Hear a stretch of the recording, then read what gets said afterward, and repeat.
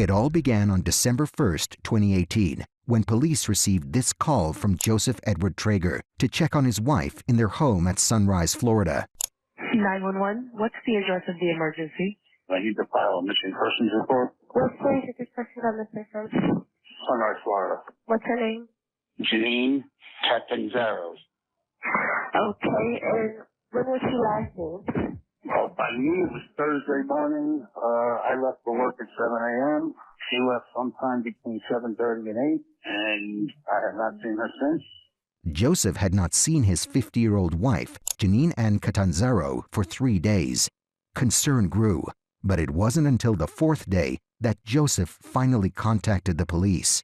This delay prompted authorities to begin an investigation into Janeen's sudden and unexplained disappearance. Before this, both Joseph and her mother, Joanne Roma, failed to reach her. Where have you been for 2 days? Are you okay? Give us the call and let us know if you're alive. Babe, you in the house? Pick up. Hello? Babe, if you're in the house, please pick up. What started as unresponsive calls quickly spiraled into a full-blown missing persons investigation, later turning into a gruesome, cold-blooded murder. Message from the Sunrise Police Department.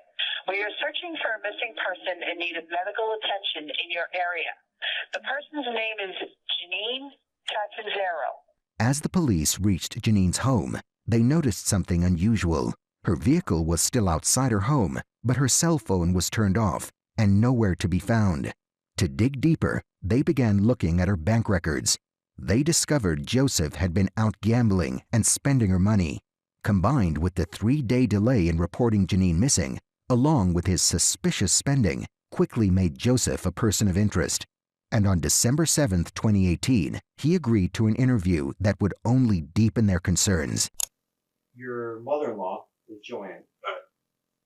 She actually filed this information report regarding her daughter. Mm-hmm. And that was done on Sunday.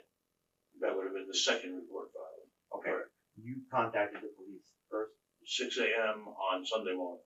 6 a.m. on Sunday morning. Yeah. Okay. You last saw your wife when? Thursday morning, 7 a.m. What was she doing? Getting ready to leave. For where? Have no idea. Where does she usually go at that hour? Well, okay. Anywhere from a doctor's appointment to the gym. I mean, it could have been. The fact that she was up that early was not out of the ordinary. Okay. Her behavior was out of the ordinary that morning. Just as, like I said, she was very frantic, like, I gotta get ready.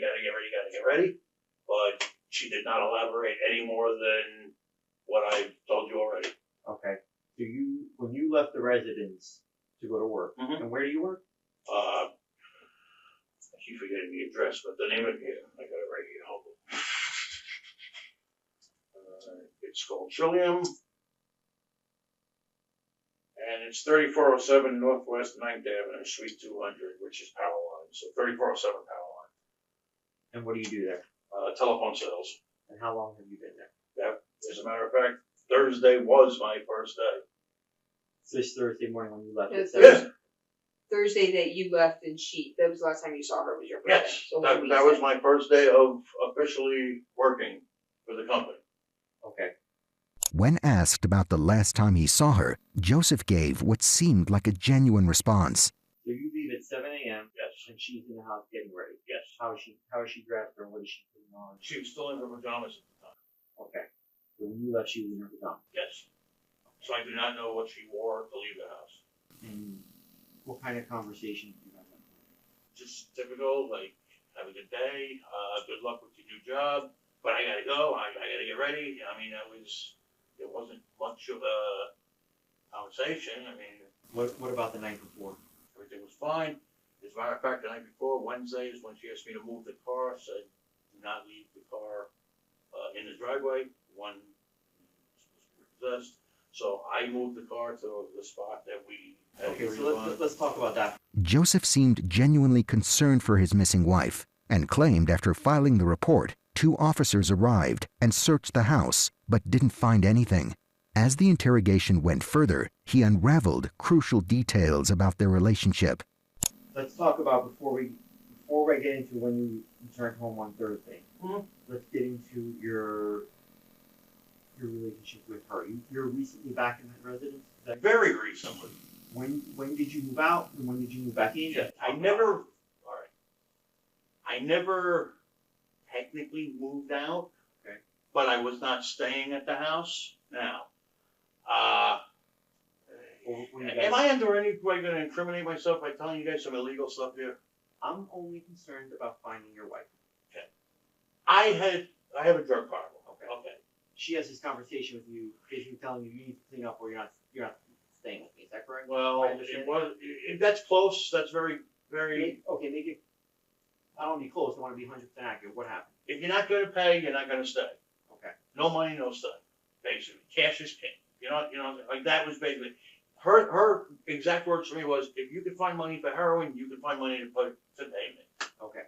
So you said you quasi moved out. You were living in your car. Were you back and forth some nights? Or? Oh, of course. I would come back to change clothes. I would come back to take showers. I would come back to. I mean, she was still doing my laundry and everything. Okay. And every time I showed up, it was like, "Do you got money?" And if I had money, I could stay. If I didn't have money, I couldn't stay. That kind of thing.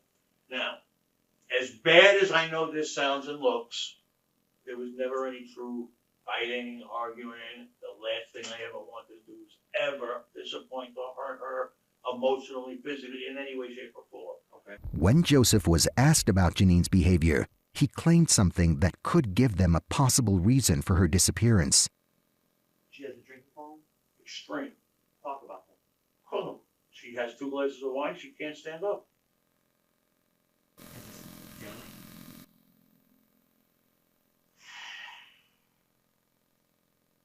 It seems like it, but it's not. I mean, if you ever been around an alcoholic? She is somebody who believes that she is not an alcoholic. She believes she can handle the alcohol. She cannot. Second she starts drinking, she becomes, I mean, there's no better description of Dr. Jekyll and Mr. Hyde than you will ever see. Okay.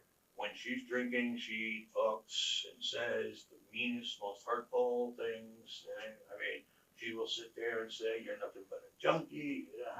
You ruined my life for 10 years, and I can't believe this is the biggest mistake I ever made." Blah blah blah blah blah.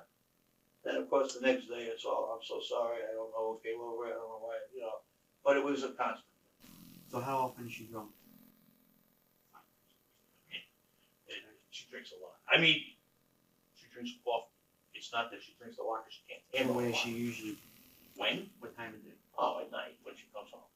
If she drinks, she's going to start at 6:30, 7 o'clock. Does she work? No. Okay. He even claimed that because of her drinking, she had gotten herself into another trouble, and he had stepped in to help her, just like any husband would. You leave, she's in her pajamas. Mm-hmm.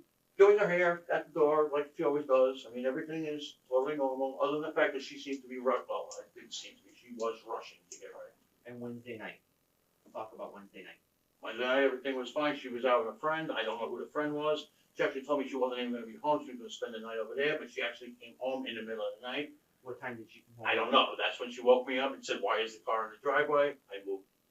Okay. You're saying approximately 2 a.m.? I could have been earlier, could have been later. I don't know. I mean, I walked. All right. Hopefully there's a camera that'll identify what time it was. I was wearing, I'll tell you exactly, because Wednesday night was actually a cold night. I had put on my sweatsuit, black pants, white stripe, same top, black, white stripe. I drove the car directly to the spot and I walked back. Okay. So. Wednesday. Yeah, it's Wednesday night. At her request. She asked, why is the car in the driveway? So. And you weren't expecting her home that night? Earlier in the day, she had told me she was drinking. Now, she came home, that was fine. You know what I mean? So. When investigators asked Joseph why he had not made contact in 4 days, his response wasn't just evasive, but was downright baffling. Thursday night, when your wife didn't come home, you told me that's not normal. It is not. I have to ask you why you didn't call the police at that time. Literally, I'm not the cop. I mean, I just, does it sound stupid? Probably, but I expected that she'd be home. I really did. I expected everything would be fine. I knew she wasn't driving, so I figured she's with a friend, she's okay, everything's all right. Now, Friday. understand, wait a minute. Oh, because I really want to answer your question. Sure. Now, all of this progression throughout the day and his reaction, I'm sitting there thinking to myself, I wouldn't, yeah. I'm sitting there thinking to myself, man, I wouldn't want to deal with this either. Like, I kind of understood why she was avoiding everybody. Like I told you at the house, you know, she's wound up so tight and so nervous because of him. I know that it's my fault that she's gone because she can't deal with him. She can't deal with giving Joey a chance. I already know this is what's going through her mind. There's no doubt in my mind. When you say it's your fault. Upon being asked why Janeen might have disappeared, Joseph pointed fingers at her family and claimed their ongoing dislike for him was the reason she ignored calls and cutting off contact. Well, my fault because I'm there. She can't. She's afraid to have that confrontation with her family. Okay. You understand what I'm saying? Like, for as long as it's been going on, whether it's from August 21st of 2017 or 2 weeks ago, whenever it is, she's been telling everybody that Joey's on heroin, that, you know, he up his life, it's 10 years, there's been nothing but going downhill, blah, blah, blah, blah, blah.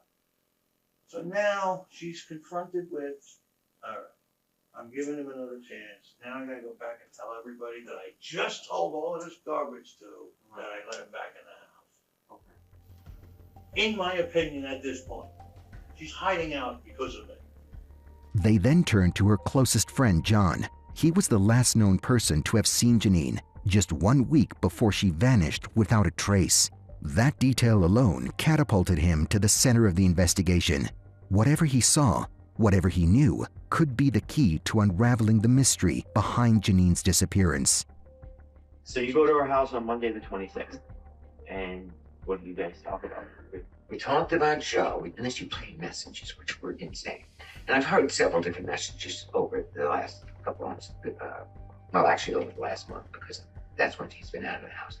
And they were like, I'm dying of cancer, I got 2 months to live, crazy stuff. And messages from who? From Joe, trainer. So you're describing their relationship as what? Horrible. She hated him. She wanted him. Why did she stay with him? She don't. You know, he can talk. You should have heard these messages. Trying. He's pretty good. Okay? He's pretty good at work. I mean, he's a pro at it. While Joseph had so far played the role of a concerned husband, John's portrayal of him marked a turning point against him. But do you think she allowed him back in the house? I don't think so. I'm 99.9% positive. She didn't want him to have a key. She didn't want him in his life. She wanted in her life. She wanted him gone. To persuade the law, Joseph demonstrated a seemingly believable picture, implying an imperfect couple. However, given the idea that he and Janeen had an issue, those arguments never escalated into something more alarming. Although Janeen's friend conveyed his own concern, he was not the only one, but one of the many people who shared the same concern regarding their relationship. Amongst them was Janeen's mom, Joanne Roma, who also had her own fear of losing her daughter to danger. Okay, so how often on a normal basis would you talk to your daughter? Once or twice a day. Did she say anything or act in any manner? She was mad at me because her husband took a lot of money. He rang up her credit cards for $50,000. He was mad at me because I left a message. Because of where I work, I told her, look, you're in trouble here. He's got a drug problem. You're $50,000 in debt. You have to have a plan. I got pro bono lawyers that I know, and I called them up. What can I do to help my daughter? And I said, Janeen, not only will they do a bankruptcy for you, but they'll do a divorce. Right. He must have heard that. Okay. Because when I spoke with her, she said, you better watch what you say on the phone. Her mother clearly sensed a threat to her daughter's life and was willing to cooperate with the police. But the investigators didn't expect that this was just the beginning of a sinister revelation. Soon, her mother would drop the biggest bombshell about Joseph, exposing his dangerous demeanor. How would you describe their marriage? Okay. They went to kindergarten together. Okay. Okay. Years later, they started talking or whatever. He was incarcerated. Okay. For rape for his wife. Okay. Which he claimed he didn't do. Okay. Okay. She believed him. However, she believed him. Me, my ex-husband, my brother, we all talked to him. What are you, nuts? I said, are you crazy? Mm-hmm. Well, anyway, she married him, and then it was one thing after the other to get him a driver's license. Then he went and took $6,000 out of her bank book. Okay. How he did that, we don't know. The man is very smart, very clever. Okay. They call him a backstreet lawyer. Okay. That's how he's a manipulator. You know what I mean? Something's fishy. Okay. Something's fishy. Okay, we're gonna get to the bottom of it. This was the biggest twist so far, knowing that the man they were questioning might not only be responsible for Janeen's disappearance, but someone with a known history of violence involving an assault conviction. Despite this, Joseph had his own narratives to weave, going as far as blaming Janeen's family. That could outsmart the truth and might bring fate in his favor. I know that it's my fault that she's gone. And I already know this is what's going through her mind. There's no doubt in my mind. When you say it's your fault, what do you mean? My fault, because I'm there. She can't. He's afraid to have that confrontation with her family. He took his life.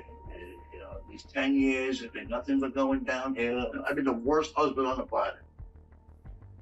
She's told everybody in the world that I'm the worst husband on the planet, but she still loves me. Regardless of Joseph's version of events, detectives shifted their focus to the most reliable source, contacting his ex-wife, a victim in his previous conviction for assault and attempted murder, to understand his past behavior that could shatter his defense. Okay. Can you tell me your relationship with Joseph Trigg? I'm also a victim in a prior case that he was convicted for. Okay. And how is the relationship? It was from the get-go. It was off and on. It was not good. It was a volatile relationship. I realized that about 7 years after. There was a lot of gambling. There was a lot of verbal abuse, a lot of, verbal threats. I didn't feel safe. My children weren't safe. There were incidences that happened between us that ended up in domestic violence charges against him. So at that time, I couldn't take anymore. And it was shortly after I had told him that he attacked me. When he made threats to me and he tried to take my life, he told me that you ruined my life. You're not leaving her alive. I'm going to kill you. Then let us find your body. I'm going to wrap you up in trash bags and I'm going to dump you and they'll never find you. This terrified phone call explained everything the detectives needed to confirm about Joseph's potential for committing a crime. His first wife escaped the horror, but Janeen was not as fortunate and became his prey. Now, the police had the most crucial evidence to confront him, not knowing that Joseph was already one step ahead of them. There's no story for me to tell. There's no story for me to tell. And I'm telling you, I had nothing to do with her disappearance. Yeah, but now you're lying to me, so I'm just going to stop you because I'm not going to let you sit here and lie to me. Okay. It makes no sense to do that. All right. I said, Well, you're calling me a liar. Oh yeah, you're definitely lying. No. Oh yeah, there's no question about it. Listen, well, I'm past that bridge. Okay. He still refused to answer questions about his wife Janeen, so they shifted the question to his ex-wife. Tell me what happened with your My ex-wife? Yeah, tell me what happened. Since this has absolutely nothing to do with anything, I'll tell you the story. We were separated. I'm trying to get my family back here. Anyway, after like the third cigarette, we ended up in the bedroom, and we ended up having... Anyway, not 30 seconds after we ended up having... She says to me, well, let's go shopping. and I overreacted. Well, I was like, wait, let's go shop. What do you think? I'm gonna be a cash machine for you? Or, you just gonna be when you want something. I overreacted. I ain't going nowhere. So I stopped her from leaving. I grabbed her, I threw her on the ground. I threatened her with a baseball bat. I did what I did, but I never tried to kill her. But that's what I was convicted. They convicted you of what? Criminal penetration, attempted first-degree murder, aggravated battery with deadly weapon, and false imprisonment. Well, they said that I tried to choke her. With what? A drawstring from a pair of sweats, which I did not. I grabbed her by the back, threw her on the ground. I never tried to kill her. What were her injuries? A minimally displaced fracture of the fifth metatarsal on her left foot, which turned out to be a fracture of the pinky toe. We had the medical report. Yet she sat there and told the jury that I hit her with a baseball bat and shattered her foot in 5 places, which is bullshit. Even after pressing him about his conviction, he remained elusive, expertly deceiving the police with fabricated stories. To break through his defenses, they needed solid evidence, which led them to do the polygraph test. Question, did you hurt Janeen? No. Okay. Did you hurt Janeen on or after Tuesday, November 27th, 2018? No. Okay. Did you cause Janeen's disappearance? No. In 2018, have you ever hurt Janeen in any way? Excuse me, what was it? Prior to 2018, have you ever hurt Janeen in any way? Well, the answer is going to be yes. Okay, because you told me earlier when I asked you, you never hurt Janeen. No, I never hurt her physically. Okay, so have you ever, prior to 2018, have you ever physically hurt Janeen in any way? Prior to 2018, have you ever wished anyone dead? No. What made this polygraph test interesting was the situation where Joseph said something he shouldn't have. When asked if he had ever hurt Janeen, he didn't deny it. Instead, with unsettling confidence, he answered that he never hurt her physically. But he didn't stop there. Joseph took another step and tried to mislead the officer with new claims. He mentioned that on the day Janeen disappeared, her father had planned to meet her to buy a car. But when her father arrived at her home and found Janeen nowhere, he wrote a distressing note before leaving the house, and this note was later found by Joseph. When I come walking in and there's this crazy note, it was something that you don't write to your child. Let's put it that way. Okay. You disrespectful bitch. I don't ever want to have anything to do with you again. This type of stuff. You made the biggest mistake of your life. And, all right, whatever. So he tells me that I need to tell her that he wants nothing to do with her. That he's out of her life and she fucked up, basically. Detectives then asked Joseph what he had done next after discovering the note and realizing Janeen was gone or missing. I sat up Thursday waiting for her. I sat up all night, waiting. She never came home. Now, at this moment in time, it's all speculation, obviously. I'm thinking she's pissed at him for whatever reason that she didn't show up for the car. You know what I'm saying? Like, I don't know why she would not have come home. I don't know why she would not have met him for the car. I mean, none of this makes any sense to me. Okay? So anyway, like I said, I sit up all night long. All right, just sat there watching TV in the living room, just waiting. She never comes home. Okay. Joseph thought her father had been angry with her, which might have caused Janeen to disappear. Later, when detectives asked why he hadn't called 911 right away, Joseph added a different explanation and said he called Janeen's father to report she hadn't returned home. However, her father told him about her whereabouts. I call him, or he calls me, we talk, he and I talk, and I tell him she never came home. I didn't see her. Now, he gives me the impression that he spoke to her uncle, the uncle spoke to him, the mother. So, all right, Vinny is the father. So he gives me the impression that Janeen's fine. Okay. Me, on the other hand, I'm hearing it from her father that she's okay, everything's fine. So I'm like, all right, no big deal. There's no reason to panic. With the new information, police re-examined his statements, but found no notes from her father or information verifying his truthfulness. This made Joseph crash into his own web of lies. He was again brought back to the interrogation room. You don't go to the gym for 3 weeks. Mm-hmm. Bank account starting to get used. Mm-hmm. Let's call it what it is, Joe. What is it? She's probably dead at this point. I don't think so, and I sure as hell hope not. Joe, but here's the problem. What? You are, as the husband, The number one suspect. the number one suspect. Of course. The way things are going for you, it's not looking the way you want it to look. And we can fix that. If you haven't been honest with us, you haven't. You haven't. The polygraph showed. Well, what exactly did the polygraph? You failed. I failed on what questions? You failed on the relevant questions. Which were? Did you hurt Janeen? No. Did you cause her disappearance? No. Those are the questions. You failed on those. There's no question about it. It's a fact. See, this is where we go back to the investigation, Joe. We go back to the facts, right? The facts are you failed on those questions. Okay. Now that's a fact you have to get past. I know if you're going to this point. Mm-hmm. All right? I know, you know. Of course it's true. True, Joe. What do you think? Where is she?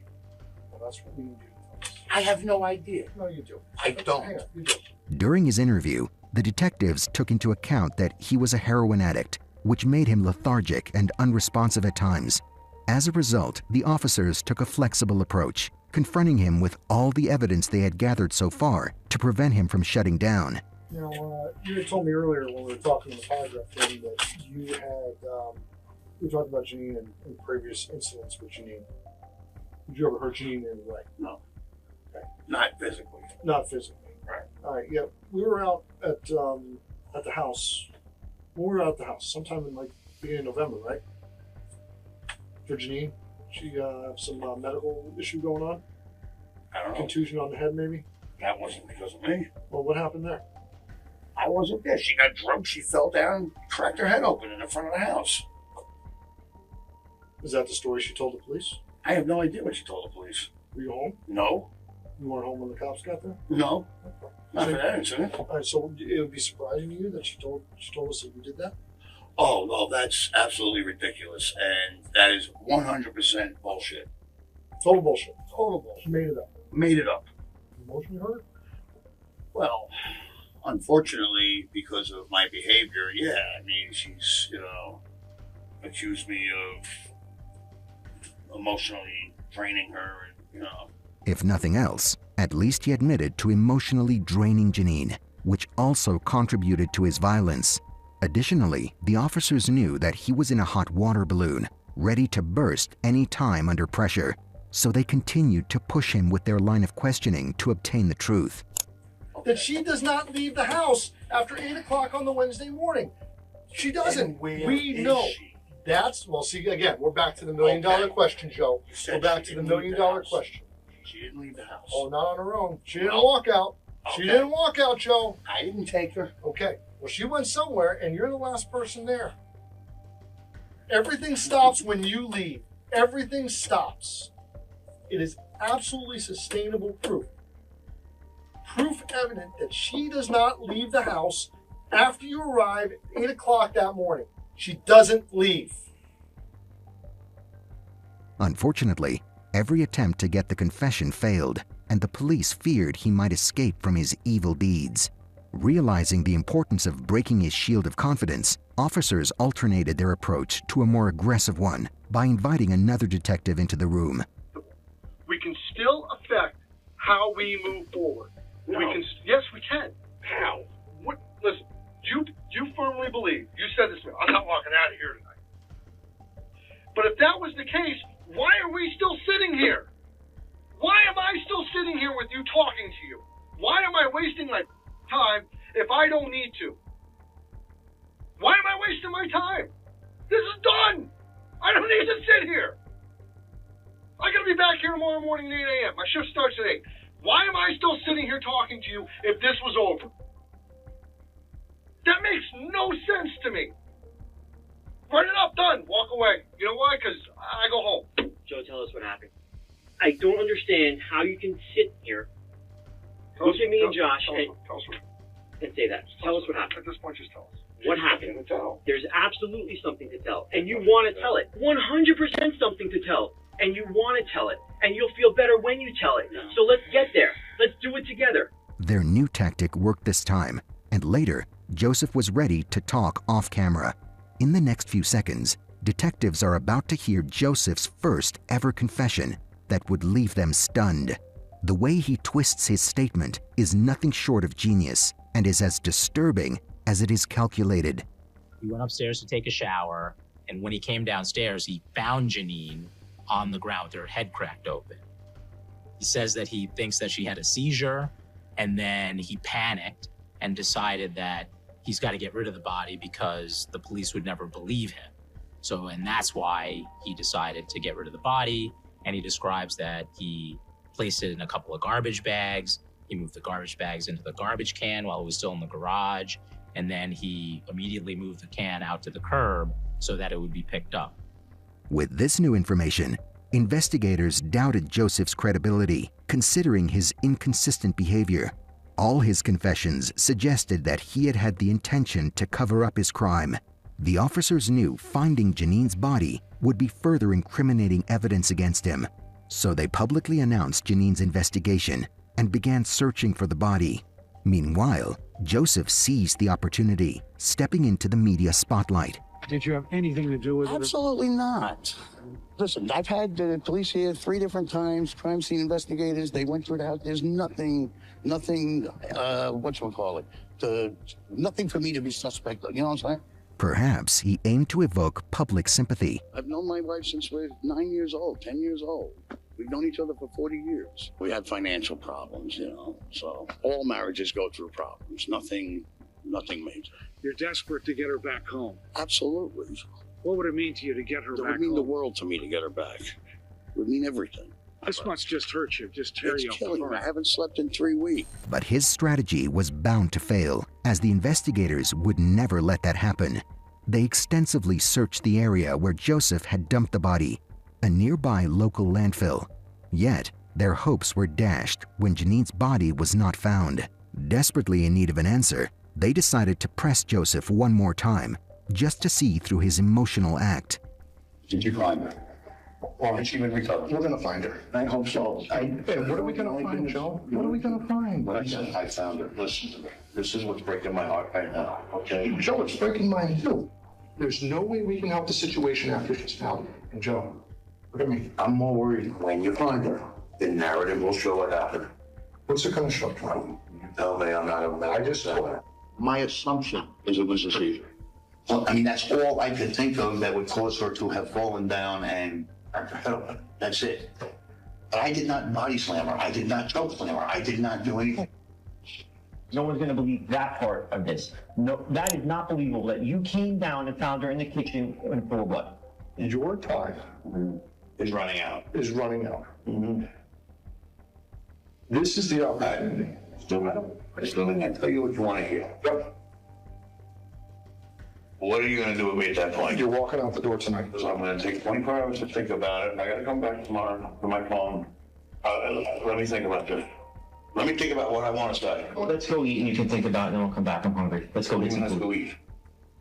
This was the moment their efforts finally paid off, and Joseph finally agreed to meet the officers for dinner to reveal his deeds. Mikey, we're going to talk.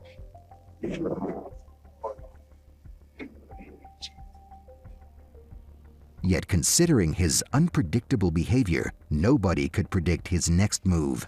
But this time, it was the detective's turn, and soon the officers began manipulating Joseph.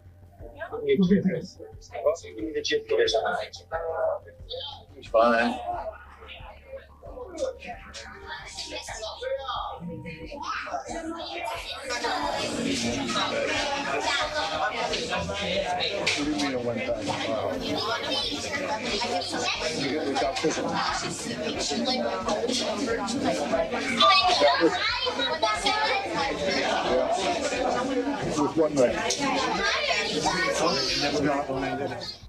Officers were baffled to hear his confession, but what he was about to reveal was even more shocking.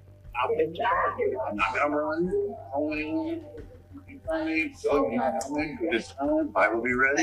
Is there anything else you want to tell us? Well, 9 bodies might as well get it all together, you know what I'm saying? You guys about ready to go? Yeah. I'm excited. Keep it in mind. All right. What I think today is what the record. Off the record. After his damning confession and collecting all the incriminating details, detectives hit Joseph with a bombshell he never saw coming. I understand. I'm holding the door for you. Come on, John. Come on, let's go. Come on in. What's up? Hi. Thank you. All right. Hey, Karen, what's up? Okay. Hey, we're going out. We're trying. Well, I'm going out. Wait, come on.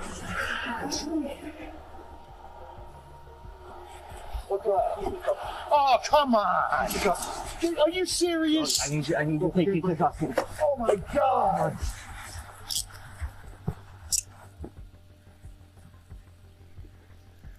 Mike, that's so fucked up, dude.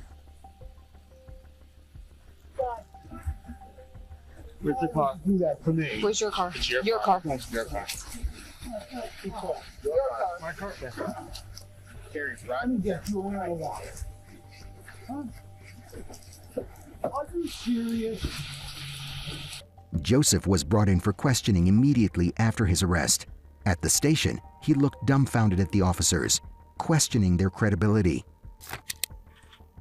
John, Mike, I'm straight up with you. You know what I'm saying? You didn't have to do me like this. You could have given me the week I was asking for.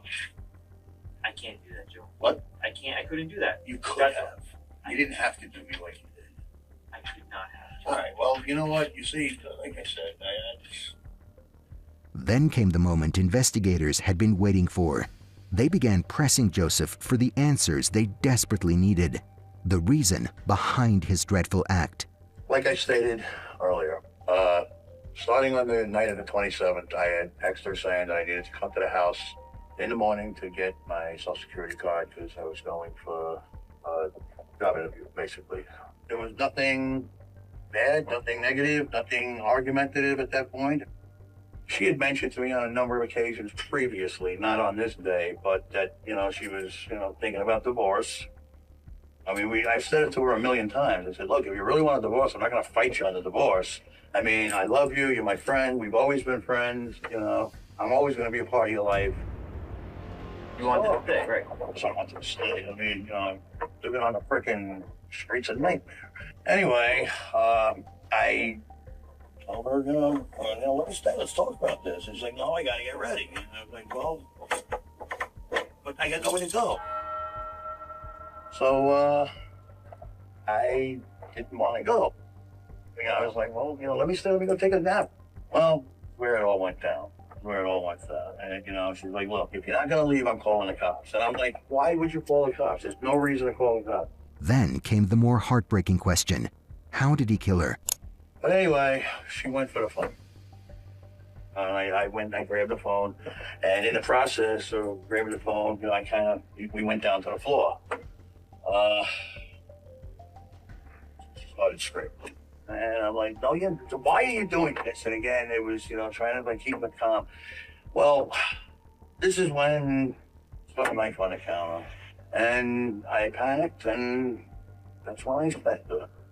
If this wasn't enough, then he revealed the most harrowing details that sent chills down their spine. Where did you stab her?